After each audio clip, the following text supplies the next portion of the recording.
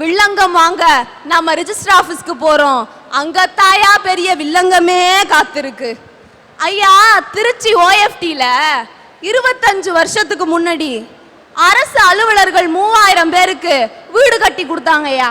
நம்மாலும் மாசம் மாசம் பணம் கட்டி 10 வருஷம் பணம் கட்டி முடிச்சோன்னு பட்டா கேட்க போயிருக்காங்க. அப்பதான் ஒரு உண்மை தெரியுது, அது நிலம் வீட்டு வசதி வாரியத்துக்கு சொந்தம் இல்லையா, நத்தம் புறம்போக்கு நிலமா.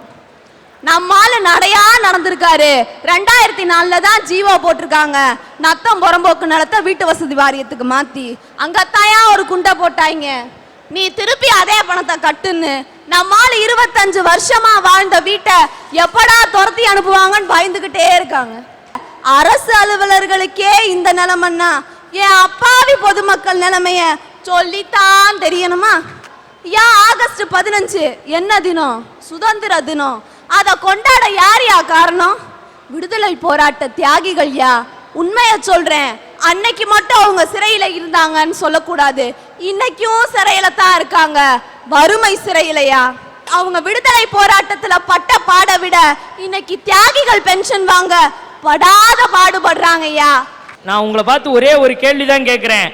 விடுதலை போராட்டத்தில் இந்த நாட்டுக்கு சுதந்திரம் கிடைக்கணுங்கிறதுக்காக வெள்ளைக்காரனுடைய பீரங்கியை எதிர்த்தே போராட தெரிஞ்ச தியாகிகளுக்கு ஏன் இன்னைக்கு இருக்கிற அரசு அதிகாரிகளை எதிர்த்து போராடி தன்னோட பென்ஷனை வாங்க தெரியல, வாங்கணும்னு ஏன் அவங்க முயற்சி பண்ணல? நான் சொல்றேங்கய்யா, அப்ப கூட அவரே சொல்லிட்டாரு, கேட்டு வாங்க முடியல, போராடித்தான் வாங்கணும். அதனாலதான் சொல்றேன் பரிதாபத்துக்குரியவங்கன்னு. ஒட்டுமொத்தமா எல்லா அதிகாரிகள் மேலையும் பழிய போடாதீங்க. ஊர்குளத்தை தூர்வாரலன்னா பிள்ளையும் கிள்ளி விட்டுட்டு தொட்டிலையும் அதிகாரியை வந்து ஆட்டம்னு நினைக்கிறது மிகப்பெரிய தப்பு.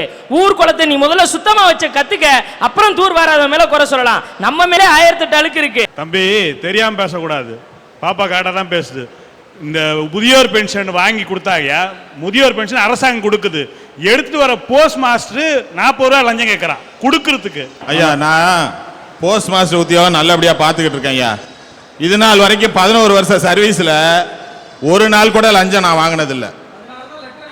ஏன் தெரியுங்களா? யாருமே லஞ்சம் எனக்கு. இந்த திருச்சிராப்பள்ளி மாவட்டத்தில் தான் எங்களுடைய அஞ்சல் துறை தலைமை நிலையம் இருக்கு. என்னைய உட்கார வச்சுக்கிட்டு ஒரு போஸ்ட் மாஸ்டர் 40 ரூபா லஞ்சம் வாங்கினாருன்னு சொன்னீங்களே, இது மிகப்பெரிய தவறு. வாங்கியிருந்தா ஒரு வேளை போஸ்ட்மேன் வாங்கியிருப்பாரியா? இல்ல, நான் உட்கார்மா, அவர் சொல்றாரு நம்பர் 1 துறை தாங்க உங்க துறை. உங்க துறை நல்லா இருந்தா ஏன் நாட்டில் இருக்கிறவங்களாம் கொரியர்ல லெட்டர் அனுப்புறான்? தயவு செய்து இவங்களுடைய அட்ரஸ் எல்லாம் வாங்கி கொடுங்க. நாளையில இருந்து உங்களுக்கு எல்லாம் ஒழுங்கா தபால் வரும், நான் பாத்துக்கிறேன். ஐயா, இதுல இருந்து எனக்கு ஒரு உண்மை தெரிஞ்சது. வெள்ளையங்கிட்ட இருந்து வாங்கினது சுதந்திரம் இல்ல, அரசு அலுவலகங்கள்ல சில அரசு அதிகாரிகள்ங்கிற கொள்ளையங்கிட்ட இருந்து வாங்குற சுதந்திரம் தாயா உண்மையான சுதந்திரம். அந்த சுதந்திரம் வாங்குற வரைக்கும் என் அப்பாவி பொதுமக்கள் தாயா பரிதாபத்துக்குரியவன். கமுதியில மணிவண்ணன் ஒரு இளைஞன், அவனோட அப்பா வந்து 2 லட்சம் ரூபா கடனை வாங்கி அவனை மலேசியாவுக்கு அனுப்புறாரு.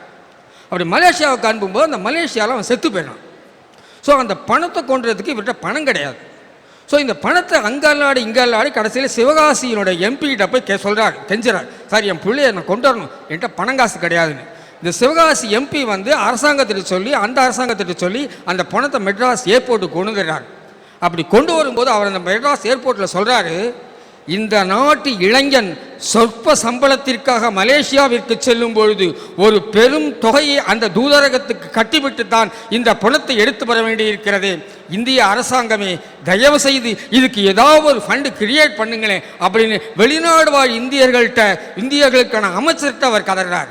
இப்போ நம்ம இந்த இடத்துல எனக்கு வந்து மத்திய சுகாதாரத்துறை அமைச்சர் சொன்ன விஷயம் தான் எனக்கு ஒன்று ஞாபகத்துக்கு வருது. 70% மருத்துவர்கள் இந்த நாட்டிலிருந்து வெளிநாட்டுக்கு செல்லுகிறீர்கள், ஆனால் ஒவ்வொரு ஆண்டும் 2.5 லட்சம் நோயாளிகள் இந்த நாட்டுக்குள் மருத்துவம் செய்வதற்காக வருகிறார்கள். மருத்துவர்களே, தயவு செய்து வெளிநாடுக்கு செல்லாதீர்கள், உங்களுக்கு வேண்டிய வசதியை நாங்கள் செய்து கொடுக்கிறோம் அவர் சொல்றார். 1952 ஒலிம்பிக்ல வந்து மகாராஷ்டிரா மாநிலத்தை சேர்ந்த கசாபா ஜாடவ்ங்கிறவர் போய் வெண்கல பதக்கம் இந்தியாவுக்கு வாங்கிட்டு வந்தார். அந்த ஒலிம்பிக்கில் வாங்கின அந்த 2 வருஷம் மட்டும் அவரை தூக்கி வச்சு ஆடினீங்க உங்கள் இந்திய அரசாங்கம். ஆனால் 1984 வருஷம் வரையும் அவர் ரொம்ப வறுமையில் வாடினார். 1984 அவர் இறந்தப்ப அவர் அனாதையாக இறந்தார். அப்போ எங்கே போச்சு உங்கள் இந்திய அரசாங்கம்? திறமைக்கு மதிப்பு கொடுக்குறோன்னு சொல்கிறீங்களே, ஒரு இந்தியாவுக்காக பதக்கத்தை வாங்கின அந்த இளைஞனுக்கு என்னையா மதிப்பு கொடுத்தீங்க? அதனாலதான் திறமையா இருக்கிறவங்க வெளிநாட்டுக்கு போறான். ஒரே ஒரு செய்தி, அமெரிக்காவில் இந்த பெய்ஜிங்கிலே ஒரு ஒலிம்பு தங்கப்பதக்கம் வாங்கியிருக்கிறார். அவர் ஒரு நீக்ரோ. அந்த நீக்ரோவை அந்த அமெரிக்காவில் மதிப்பதில்லை. இந்த பெய்ஜிங்கில் ஒலிம்பிக்கில் வாங்கிய பிறகு தான் அந்த அமெரிக்காவில் அவருக்கு மதிப்பு. ஒன்றே உதயத்தான் இறுதியாக சொல்லுகிறேன், இன்றைய இளைஞனே, உன்னிடம் திறமை இருக்கிறது, நம்பிக்கை இருக்கிறது, உழைப்பு இருக்கிறது, அதைவிட இந்த நாடு உன்னை மதிக்க காத்திருக்கிறது. இளைஞனிடம் உழைப்பு இருக்கிறது, தன்னம்பிக்கை இருக்கிறது, திறமை இருக்கிறது, இங்க வேலை தான் இல்ல. நான் வேலை அங்க போய் ஒளிஞ்சுக்கிறேன். வேலை என்றே நான் வேலையே செய்ய சொல்லல. எந்த இளைஞனையும் ஒரே ஒரு செய்தியை சொல்லுகிறேன், எந்த நாட்டு கோழி குஞ்சாக இருந்தாலும் முட்டையை உடைத்துக் கொண்டுதான் வர வேண்டும் வெளியே. அது இந்திய குஞ்சாக இருந்தாலும் சரி, அமெரிக்கா குஞ்சாக இருந்தாலும் சரி. ஒன்றும் கிடையாது. எங்கள் பள்ளிக்கூடத்தில் முதல்ல நான் வேலைக்கு சேர்ந்த கதை தெரியுமா? முதல் நாள் போய் பள்ளிக்கூடத்தில் வேலைக்கு சேர்ந்த உடனே பிரேயரில் ஹெச்எம் என்னை கூப்பிட்டு அறிமுகப்படுத்துறாரு. இவர் நம் பள்ளிக்கு புதிதாக வந்திருக்கும் தமிழாசிரியர், இவரை பற்றி இவரே சொல்லுவார் அப்படின்ட்டார். நான் மைக் எடுத்துக்கிட்டு, தம்பிகளா, என்னை பார்த்து நீங்கள் பயப்பட வேண்டியதில்லை, நானும் உங்களை மாதிரியே இதே ஸ்கூலில் படித்தவன், இதே மாதிரி ட்ரௌசர் சட்டை போட்டு இதே மைண்டில் நின்றுட்டு இதே மாதிரி படித்து உங்கள் பள்ளிக்கூடத்துக்கு வாத்தியாராக வந்திருக்கேன். இதுலேருந்து என்ன தெரியுதுன்னு, இந்த பள்ளிக்கூடத்தில் படித்தா வேற எங்கேயும் நல்ல வேலை கிடைக்காதுன்னு தெரியுது.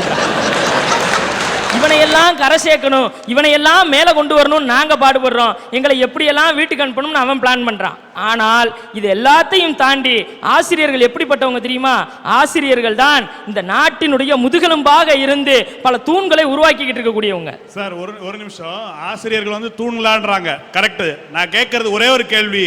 இந்த ஆசிரியர்கள் வந்து எண்ணிக்கை இல்லாம கரெக்டா 10th எக்ஸாம் பேப்பர் திருத்தும் போது, +2 எக்ஸாம் பேப்பர் திருத்தும் போது தான் 18 அம்ச கோரிக்கைகளை நிறைவேற்றவில்லை என்றால் நாங்கள் வெளிநடப்பு பண்றோம்ன்றீங்களே. என் பையன் பரீட்சை எழுதிட்டு போயிருக்கானே, என் புள்ள 10th எழுதிட்டு போயிருக்கானே, அவன் பரீட்சை பேப்பர்ல விளையாடுறீங்களே, இந்த பணி அறப்பணியான்றதா கேள்வி, என்னோட கேள்வி. நம்ம நாட்டில் எந்த போராட்டம் நடந்தாலும் வேலை செய்ய மாட்டோம்னு தான் போராட்டம் நடத்துவாங்க. ஆனால் வெளிநாட்டில் ஒரு பழக்கம் உண்டு. ஒரு செருப்பு தொழிற்சாலையில் போராட்டம் நடத்தினா கூட ஒரு கால் செருப்பை செஞ்சுட்டு இன்னொரு கால் செருப்பை செய்யாமல் போராட்டம் நடத்துவாங்க. இந்த பண்பாட்டை, இந்த ஒரு நல்ல வழிமுறையை கரெக்டாக ஃபாலோ பண்ணுறது ஆசிரியர்கள் மட்டும்தான். பாடத்தை பூரா நடத்திடுவோம், பேப்பர் மட்டும்தான் திருத்த மாட்டோம். ஏன்னா அங்கே தான் எங்கள் வாழ்க்கை இருக்குது. டிராபிக் போலீஸ் 8 மணி நேரம் வெயில்ல நிக்கிறாரு, அவர் அனுதாபத்துக்குரியவர், அவர் பரிதாபத்துக்குரியவரியா? காஷ்மீர் பார்டர்ல நம்முடைய நாட்டை காப்பாத்துறதுக்காக இளைஞன் போய் நிக்கிறானே, அவன் பரிதாபத்துக்குரியயா? 18,000 ரூபாய் சம்பளத்தை வாங்கிட்டு ஆசிரியர்கள் பரிதாபத்துக்குரியர்னு சொல்றீங்களே, இதை விட என்ன கேவலம் இருக்குன்னு நான் கேட்கிறேன். நான் ஒரே ஒரு கேள்வி கேட்கிறேன். எங்க 18,000 சம்பளத்தை பார்த்து நீங்க பொறாமப்படுறீங்களே, என்கிட்ட படிச்ச பையன், என்னோட மாணவன் ஒரு கம்ப்யூட்டர் சாஃப்ட்வேர் இன்ஜினியர் ஆகி 1 லட்ச ரூபாய் சம்பாதிக்கிறான்னு நான் பொறாமப்பட்டேன்னா நான் ஆசிரியராக இருக்க முடியுமா? என்னுடைய பணியை நான் நேசிக்கிறேன், நான் யாரையும் பொறாமப்படலை. என்னால் ஒரு 1 லட்ச ரூபா வாங்குறவனை உருவாக்க முடியும்னு நான் பெருமைப்படுறேனே, அதுதான் இந்த ஆசிரியர் பணியினுடைய சிறப்பு. ஒரு வீட்டில் அப்பாவால் எதை சொல்லிக் கொடுக்க முடியும், அம்மாவால் எதை சொல்லிக் கொடுக்க முடியும்னு ஒரு வரைமுறை இருக்கு. ஒரு இந்து பையன் வீட்டில் அப்பா அம்மா நினைச்சா பகவத்கீதை வரைக்கும் போதிக்கலாம். ஒரு கிறிஸ்துவ பையன் வீட்டில் அப்பா அம்மா நினைச்சா பைபிளை கூட போதிக்கலாம். ஒரு இஸ்லாமியன் வீட்டில் அப்பா அம்மா நினைச்சா குரானை கூட போதிக்கலாம். ஆனா ஒரு ஆசிரியர் நினைச்சா பைபிள், பகவத்கீதை, குரான் அத்தனையும் படிச்சு பாடம் கற்றுக் கொடுக்கலாம். அதுதான் ஆசிரியர் பணியினுடைய சிறப்பு. அப்படிப்பட்ட ஆசிரியர் பணி இன்னைக்கு கேள்விக்குரிய பணியா, கேலிக்குரிய பணியா ஆயிடுச்சே. அதுதான் எனக்கு ரொம்ப வேதனையா இருக்கு. தயவு செஞ்சு ஆசிரியர்களை கேலி பண்ணாதீங்க, ஆசிரியர்களை புண்படுத்தாதீர்கள். அவர்களை புன்னகை செய்ய வைத்து பார்த்தால், அவர்கள் மட்டும் பரிதாபத்துக்குரியவர்களாக இல்லாமல் இருந்தால் உங்களை யாரும் பரிதாபமாக பார்க்க முடியாத நிலைமைக்கு உங்களை உயர்த்தி விடுவார்கள் என்பதை மட்டும் மனசுல வச்சுக்கோங்க. ஆசிரியர்கள் தான் இன்னைக்கு பரிதாபத்தில் இருக்காங்க. ஐயா, எங்க பாட்டிக்கு 11 பிள்ளைங்க. எங்க பாட்டி சொல்லுவாங்க என்கிட்ட, 3 குழந்தை பிறக்கிற வரைக்கும் உங்க தாத்தா முகத்தை நான் எடுத்து பார்த்ததில்லன்னாங்க. ஆனா இன்னைக்கு நிலைமை அப்படியா இருக்கு? ஒண்ணு இல்ல, அன்னைக்கு காதல் வயப்பட்ட பெண் எப்படி பாட்டு பாடினா, ரொம்ப ரகசியமா யார்கிட்டையுமே சொல்ல மாட்டா. ஒரு பொம்மை கிட்ட சொல்லுவா, உனக்கு மட்டும் ரகசியம் சொல்வேன், அந்த ரகசியத்தை ஒருவருக்கும் சொல்லிவிடாதே. ஆனா இன்னைக்கு காதல் வயப்பட்ட பெண் ஒரு பனியனையும் டவுசரையும் போட்டுக்கிட்டு பல ஆயிரம் பேர் இருக்கிற ரயில்வே ஸ்டேஷன்ல வந்து நின்றுக்கிட்டு, மே மாசம் 98 மேஜர் ஆனேன்னு, மேஜர் ஆன 4ஆம் மாசம் மேய போனேன்னு பாடிக்கிட்டு இருக்கேன். இது பண்பாட்டையும் கலாச்சாரத்தையும் சீரழிக்குதா இல்லையா? அதானே வைத்தறிச்ச. அது சீரழிக்குதான்றீங்க, அந்த சீனை பார்த்தோன்னு தானே ரசிகன் விசில் அடிக்கிறான். இன்னைக்கு இருக்கிற பொம்பளை பிள்ளைகளுக்கு மிகப்பெரிய கெட்ட பழக்கம் என்ன தெரியுமா? இங்கிலீஷ்ல பேசுறது தான் நாகரிகம் நினைக்குதுங்க. அப்புறம் என்ன மாதிரி ஆளுகை எப்படியா லவ் லெட்டர் கொடுக்கறது? லீவ் லெட்டரை வச்சே நான் எத்தனை நாளைக்கு லவ் லெட்டர் கொடுக்கறது? அதை லீவ் லெட்டரை கொஞ்சம் மாற்ற வேண்டியா இருக்கு. ஐ ஆம் suffering from love, please grant me leave for. அது லீவ் எடுத்து லவ்னு போட வேண்டியா இருக்கு. இதனால நான் என்ன பண்ணேன், ஸ்போக்கன் இங்கிலீஷ்க்கு போனேன். கொஞ்ச நாள் இங்கிலீஷ்லேயே பேசலான்ட்டு எங்கே போனாலும் இங்கிலீஷ் தான்.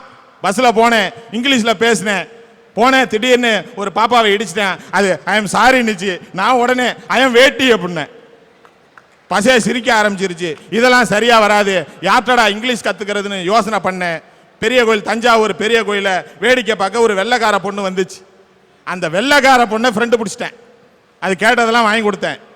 தலையாட்டி பொம்மை கேட்டுச்சு, சோளப்பொரி கேட்டுச்சு, எல்லாத்தையும் வாங்கி கொடுத்தேன். பேங்க் பேலன்ஸ்லாம் காலி ஆனிச்சு. சரியா 3 மாசங்க. அது ஃப்ளைட் ஏறும்போது நான் அதுகிட்ட இங்கிலீஷ் கற்றுக்கலான்னு பார்த்தா அது என்கிட்ட தமிழ் கற்றுக்கிட்டு. பண்பாடு கலாச்சாரம் சீரழிந்து வருகிறது, அவர்கள் திருந்த வேண்டும் என்பதுதான் எங்களுடைய ஆசை. ஐயா, அனாதை இல்லத்துக்கும் முதியோர் இல்லத்துக்கும் ஒரே ஒரு வித்தியாசம் தான் இருக்கு. அப்பா அம்மா இல்லாததுனால அந்த குழந்தைங்க அங்கே வந்திருக்காங்க, அப்பா அம்மாவா இருந்ததுனால இவங்க இங்கே வந்திருக்காங்க. ஒருத்தருக்கு ஒரு புள்ள பிறந்தா அவனுக்கு பிறந்த நாள் சர்டிஃபிகேட் வாங்குறதுக்கு அவங்க அப்பா கியூல நிற்கிறாரு, ஸ்கூல்ல அட்மிஷன் போறதுக்கு அவங்க அப்பா கியூல நிற்கிறாரு, காலேஜில் ஃபீஸ் கட்டுறதுக்கு அவங்க அப்பா கியூல நிற்கிறாரு. இன்னைக்கு அவர் பிள்ளை கியூல நின்றுட்டு இருக்கான். எதுக்காக தெரியுமாயா? அவங்க அப்பாவுக்கு முதியோர் இல்லத்து அட்மிஷன் போறதுக்காக.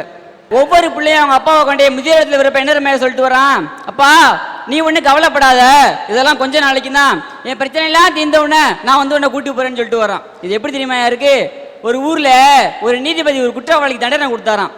நீ பண்ண தப்ப எல்லாம் நிரூபிச்சாச்சு, உனக்கு நான் மொத்தம் 150 வருஷம் தண்டனை தர்றேன் அப்படின்னாராம்.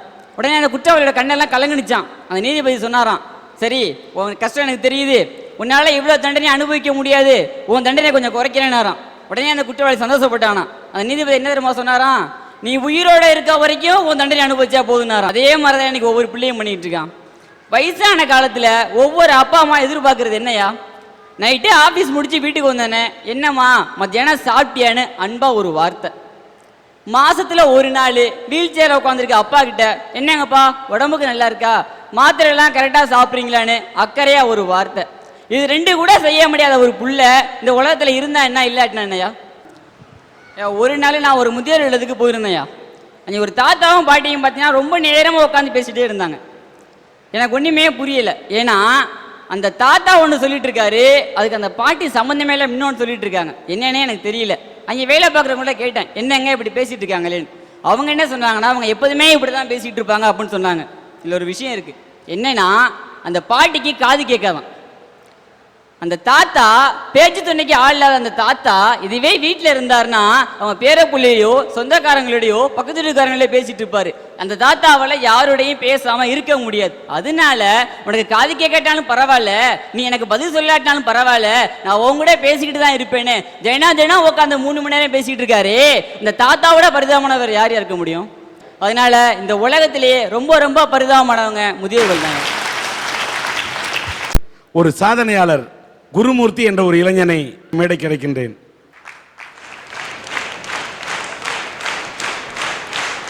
இந்த குருமூர்த்தி ஒரு இளம் விஞ்ஞானி. அதாவது ஆள் இல்லாத ரயில்வே லெவல் கிராசிங் இருக்கும், அங்கெல்லாம் ஆள் நிறைய இடத்துல எல்லா இடத்துலையும் கேட்டு போட முடியல. கவர்மெண்ட்டுக்கு அந்த அளவுக்கு போட முடியாதனால இந்த ஆள் இல்லாத லெவல் கிராசிங்கில் காரு பஸ்ஸு போய் அது ரயில் மேல மோதி எத்தனையோ பேர் உயிரை இழக்கிறார்களே என்பதற்காக இவர் தன்னுடைய கண்டுபிடிப்பின் மூலம் ஒரு புதிய எப்படி அதற்கு அதிலிருந்து தவிர்க்கலாம் என்று ஒரு புதிய கண்டுபிடிப்பை இந்த குருமூர்த்தி கண்டுபிடிச்சிருக்கிறார். இந்த சின்ன வயதில், அதாவது 8ஆம் வகுப்பு படிக்கின்ற போது தன் அறிவுக்கு எட்டியதை கொண்டு ஒரு விஞ்ஞான கண்டுபிடிப்பை இவர் கண்டுபிடித்திருக்கிறார். இவர் கண்டுபிடிச்ச அந்த கண்டுபிடிப்புல ஒரு கலங்கரை மாதிரி ஒரு டவர் மேல ஒரு லைட் எரிய விட்டுருக்கிறாரு. ஒரு 5 கிலோமீட்டர்ல ட்ரெயின் வருதுன்னு சொன்னதுமே இந்த லைட் அங்கே சிக்கு சிக்கு சிக்கு சிக்குன்னு அந்த லைட் வெளிச்சம் தெரியுது. அப்புறமா அதில் சத்தத்தையும் கொடுக்க வச்சுட்டாரு. காது கொடுத்து கேட்பவர்களுக்கு சத்தம் காதிலே விழும், காது கொடுத்து கேட்க முடியாதவர்களுக்கு அந்த லைட் வெளிச்சம் தெரியும். அதிலே 5 கிலோமீட்டர் தூரத்தில் அந்த ட்ரெயின் வருதுன்னு தான் அவங்க உஷாராயிடலாம். ஒரு 3 கிலோமீட்டர் பக்கத்தில் நெருங்கின உடனே அந்த டக்குன்னு ஒரு தடை, அந்த கேட்டை மூடுற மாதிரி ஒரு இதை கண்டுபிடிச்சிட்டாரு. அடுத்தது ட்ரெயின் கிராஸ் ஆகி ஒரு 1 கிலோமீட்டர் போன உடனே ஆட்டோமேட்டிக்கா அந்த தடுப்பு திறந்துரும். இப்படி ஒரு கண்டுபிடிப்பை ஆள் இல்லாத லெவல் கிராசிங்ல உருவாக்க வேண்டும் என்று ஒரு இளம் வயதிலே தமிழ்நாட்டிலே பிறந்த ஒரு இளைஞன், ஒரு இளங்கலைஞன் இவருடைய கண்டுபிடிப்பை பாராட்டி ஐஐடி வாழ்த்திருக்கிறது, இவருக்கு பரிசு கொடுத்திருக்கிறது. நம்முடைய ரயில்வேயின் இணை அமைச்சர் வேலுவிடம் கூட இந்த கண்டுபிடிப்பை சொல்லி இருக்கின்றார், அவர் பாராட்டி இருக்கின்றார்கள். ஆனால் அந்த கண்டுபிடிப்பிலே அவர்கள் ஒன்றை சொல்லியிருக்கிறார்கள், இந்த ரயில் வரத்துக்கு முன்னாடி இந்த கேட்டு மாதிரி இது விழுந்துருது, ஆனால் ஒருவேளை அந்த கேட்டில் போய் நடுவில் போய் இடையில ட்ரெயின் வரும்போது ஒரு காரோ ஒரு பஸ்ஸோ போய் மாட்டிக்கொண்டால் அதற்கு என்ன வழி, அதற்கு ஒரு தீர்வை கண்டுபிடிக்க வேண்டும் என்று இந்த இளைஞனை மீண்டும் தூண்டியிருக்கிறார்கள். இப்படிப்பட்ட இளைஞனுக்கு இந்த சன் டிவியின் அரட்டை அரங்கத்தை காணக்கூடியவர்கள் இவரை ஊக்குவிப்பதற்கு எந்த உதவியை செய்தாலும் அவர் மேலும் பல கண்டுபிடிப்புகளை கண்டுபிடித்து ஒரு விஞ்ஞானியாக, இந்தியாவின் மெய்ஞானியாக, தமிழகத்திலிருந்து புறப்பட்டு சென்ற ஒரு இளைஞனாக, அப்துல் கலாம் சொன்னதைப் போல நன்றாக கனவு காணும் ஒரு இளைஞனாக மட்டுமில்லாமல் கனவை நனவாக்கும் இளைஞனாக இவர் இருக்க நீங்கள் வழிவகுக்க வேண்டும்.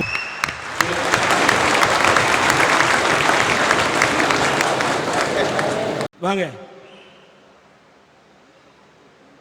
பாலு என்ற பெரியவர் இந்த பையனுடைய வார வேண்டும் அவரது தலையெடுத்து, அதற்காக இவர் போயிட்டு இருக்கும் இந்த காசோலையின் கையெழுத்து 5000 ரூபாயை இந்த பையனுக்கு அவர் தருகிறார்.